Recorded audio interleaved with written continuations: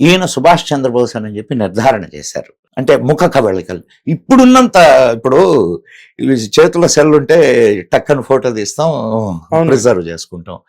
అప్పుడు అంత ఎక్కువ లేవు కదా. అవును సార్.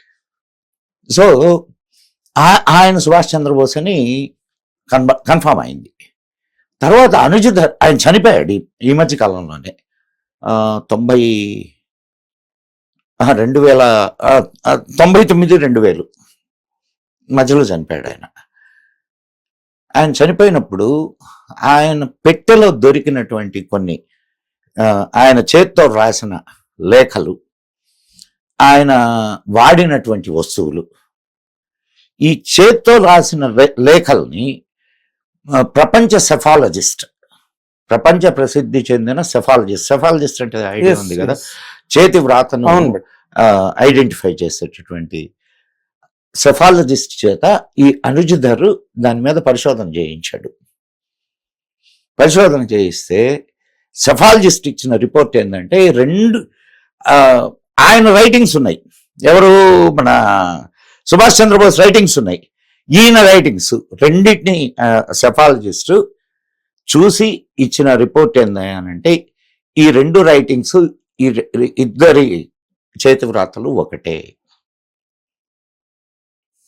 మ్యాచ్ అవుతున్నాయని చెప్పాడు. అంతేకాకుండా ఆయన పెట్టెలో దొరికినటువంటి కొన్ని వస్తువులు, సుభాష్ చంద్రబోస్ వాడినటువంటి వస్తువులు, అంటే కొన్ని ఇప్పుడు వీడియోల్లో వాటిల్లో మనకు కనిపిస్తుంటాయి కదా, ఫోటోల్లో వీడియోల్లో వాటిల్లో, ఆ వస్తువులు ఈ వస్తువులు ఒకటేగా ఉన్నాయి. ఇప్పుడు చెప్పండి, సుభాష్ చంద్రబోస్ చచ్చిపోయాడా బతికున్నాడా? ఇంకొక అంకానికి వద్దాం. నేను నా భార్య ఇద్దరం అయోధ్య వెళ్ళాం. అయోధ్యలో రాముడు తన అవతారం సమాప్తి చేసినటువంటి ప్రదేశానికి కొంచెం దూరంలో గుమ్నామీ బాబా సమాధి ఉంది. అక్కడ బోర్డు రాసి ఉంది. నేను మీకు అందుకే ఇందాక ఇది మొదలయ్యే ముందు చెప్పింది, గుమ్నామీ బాబా సమాధి, దానిపైన రాసి ఉంటుంది ఉరఫ్ సుభాష్ చంద్రబోస్ అని. అవునా? మేము ఆ సమాధి చుట్టూ తిరిగి ఆయనకు నివాళులు అర్పించొచ్చాం సార్, నేను నా భార్య. అది ఎలా గవర్నమెంట్ ఆఫ్ ఇండియా ఎలా ఒప్పుకుందండి సార్? దీనికి చాలా ఇవి ఉన్నాయి. అవి అంటే అసలు ఆయన బతుకుంటే మాకు అప్పగించాలా అని చెప్పి ఇంగ్లాండ్తో ఒప్పందం ఒకటి. ఓకే, ఆయన తోటి పని చేసినటువంటి వాళ్ళని చిత్రహింసలు చేశారు. ఆయన బతుకున్నాడని వాళ్ళకి తెలుసు, ఎక్కడున్నాడో చెప్పమని బ్రిటిష్ వాళ్ళు. సో ఇట్లాంటివి చాలా ఉన్నాయి.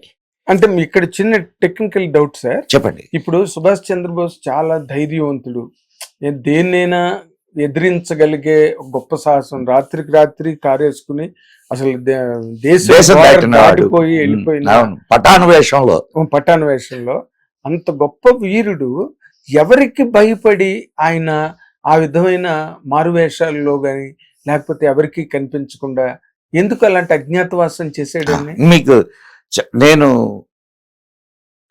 మీరు ఈ ప్రశ్న అడగకపోతే మీరు ఈ ప్రశ్న అడగాలండి అని చెప్పేవాడిని.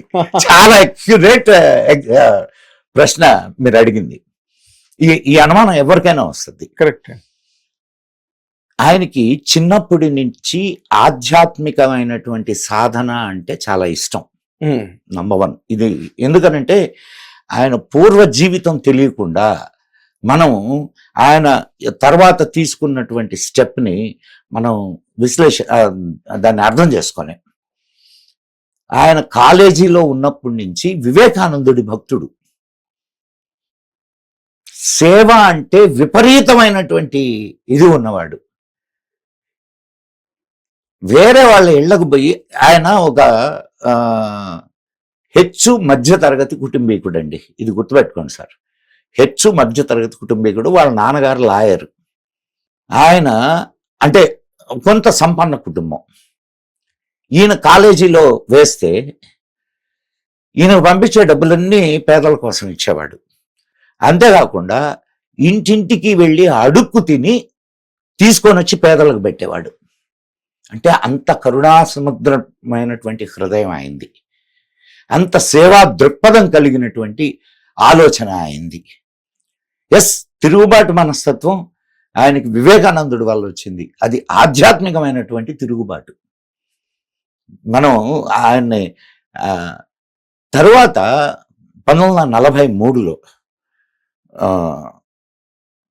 అటు వీళ్ళు ఓడిపోయారు. ఎవరు? జపాన్ ఓడిపోయింది. జపాన్ సరెండర్ అయిపోయింది. ఇటు మన ఇండియన్ నేషనల్ ఆర్మీ, INA అంటారు, అవును, అది కూడా ఓడిపోయింది. ఆ సమయంలో ఆయన తన పోరాటాన్ని విరమించాడు. విరమించి మళ్ళా తన ఆధ్యాత్మిక జీవితానికి వచ్చేసాడు. మీకు ఇంకొక అద్భుతమైన విషయం ఇక్కడ చెప్తాను. ఎందుకు వచ్చిందో మరి మీరు ఎందుకు అడిగారో నాకు తెలియదు. ఇప్పుడు ఇస్కాన్ ని స్థాపన చేసిన వాళ్ళు ఉన్నారు కదా, అవునండి, శ్రీల ప్రభుపాద. ఆ, శ్రీల ప్రభుపాద ఈయన ఇద్దరు కాలేజ్ మేట్స్. ఓహో, శ్రీల ప్రభుపాద మధ్యలో ఒకసారి ఈయన్ని హెచ్చరిస్తాడు, నువ్వెందుకు ఇటువైపు వెళ్తున్నావు, మనది ఆధ్యాత్మిక మార్గం కదా, ఆధ్యాత్మిక మార్గంలోనే మనం పోదాం రా నాతోటి అని. కానీ నువ్వు చేసే ప్రయత్నం నువ్వు చేయి, నేను చేసే ప్రయత్నం నేను చేస్తానంటాడు. సో అతనికి ఉన్నటువంటి ఆ ఆధ్యాత్మిక తృష్ణ, నేను చేయగలిగినంత చేశాను అని, నేను అయినా సరే నేను ఓడిపోయాను. సో దీని వెనుక ఏదో ఇంకొక నిర్ణయం ఉన్నది, భగవన్ నిర్ణయం అనే స్థితికి వచ్చిన తరువాత ఆయన అక్కడి నుంచి అదృశ్యమైపోయాడు. ఇది అంటే ఇది ఆయన ఎవరు రాయలేదు, ఎవరు చెప్పలేదు సార్.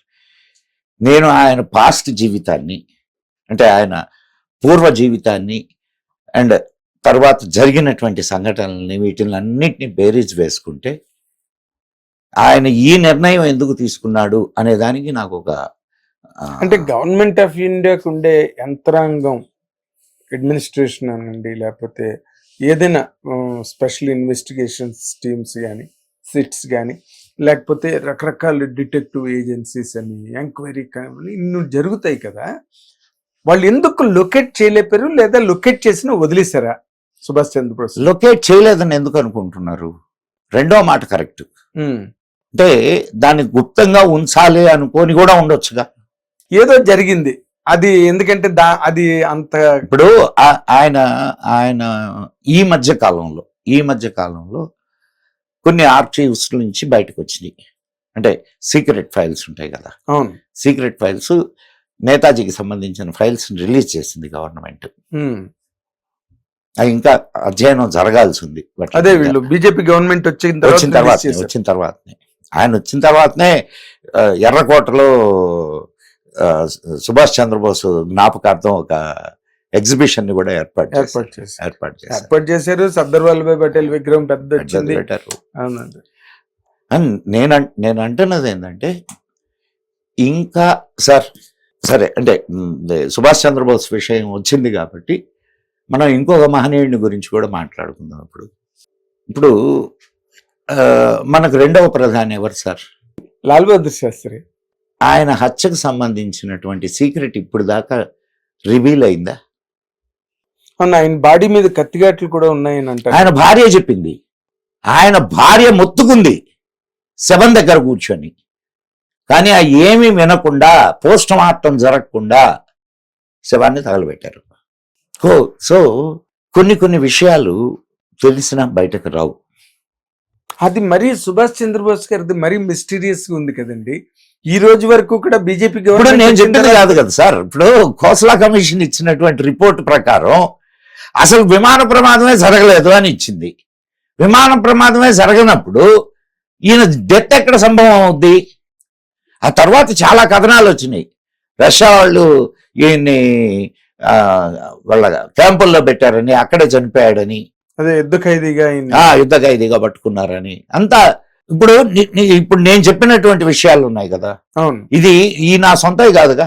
అవునండి, నా సొంతవి కాదు. అండ్ దాని మీద పరిశోధనలు చేసినటువంటి వాళ్ళవి. కరెక్ట్. గుమ్నామీ బాబా పెట్టెలో దొరికినటువంటి లేఖలు,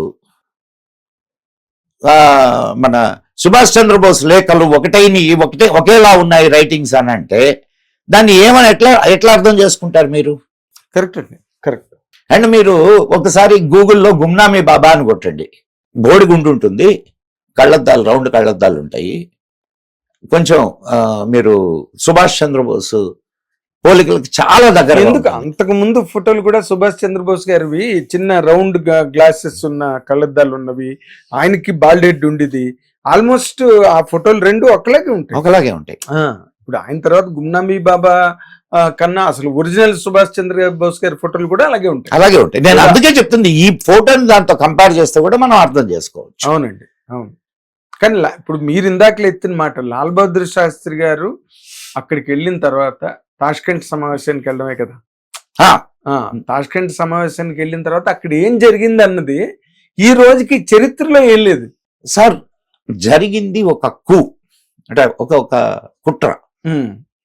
దానికి కావలసిన ప్రధానమైనటువంటి ఇదే ఏముంటుంది, ఆయన్ని పరిశీలించిన డాక్టరు లేదా ఆయన్ని పోస్ట్ మార్టం చేస్తే ఆ రిపోర్టు, అంతే కదా? అవునండి, ఈ రెండే కదా. అవును.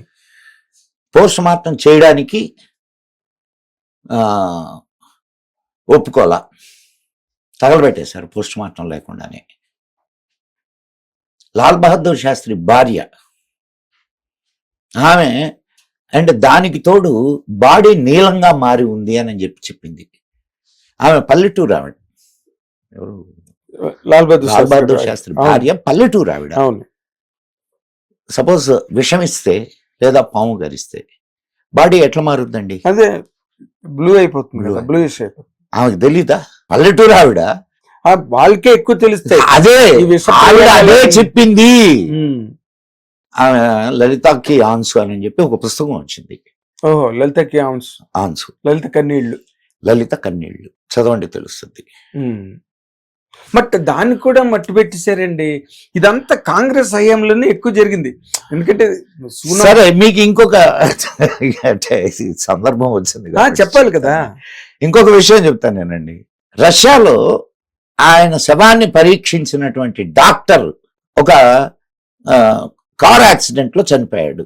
మొత్తం కుటుంబం చనిపోయింది. వాళ్ళలో డాక్టర్ కుటుంబం మొత్తంలో ఒక్క అమ్మాయి, ఆయన కూతురు మిగిలింది. ఆ అమ్మాయికి కూడా కాళ్ళు దెబ్బ తగిలి వికలాంగురాలైంది. ఎందుకు చంపబడింది? అది యాక్సిడెంటా లేకపోతే వాంటెడ్ యాక్సిడెంటా? ఫోర్స్డ్ యాక్సిడెంటా? ఇట్లాంటివి మీకు అనేకం ఉన్నాయి భారత స్వాతంత్రానంతర చరిత్రలో. హిట్ టీవీ యాప్, ఇందులో short news, live news, entertainment shows, movies, digital magazines తో పాటు మీ జిల్లా వార్తలను కూడా ఫ్రీగా చూడొచ్చు. ఇంకెందుకు ఆలస్యం, వెంటనే హిట్ టీవీ యాప్ ని డౌన్లోడ్ చేసుకుని ఫ్రీగా ఎంటర్టైన్మెంట్ పొందండి. Hit TV app. Please download hit TV app. Hit TV app ని ఫ్రీగా డౌన్లోడ్ చేసుకుని ఎంజాయ్ చేయండి. మీకు నచ్చిన ఎంటర్టైన్మెంట్ కోసం హిట్ టీవీ యాప్ ని ఫ్రీగా డౌన్లోడ్ చేసుకుని ఎంజాయ్ చేయండి. హిట్ టీవీ యాప్ ని డౌన్లోడ్ చేసుకుని ఆస్వాదించండి, ఆశీర్వదించండి. ఇంతమంది సెలబ్రిటీలు హిట్ టీవీ యాప్ ని డౌన్లోడ్ చేసుకోండి అని చెప్తున్నారంటే ఎంత మంచి యాప్ ఆలోచించండి. అమెరికాలో చదవాలనుకునే వాళ్ళకి విశ్వసనీయమైన పేరు మన శౌర్య కన్సల్టెన్సీ. UK లో 1 year masters, 2 years work permit up to 5 years visa. Contact Saurya Consultancy. Contact 89851 89851.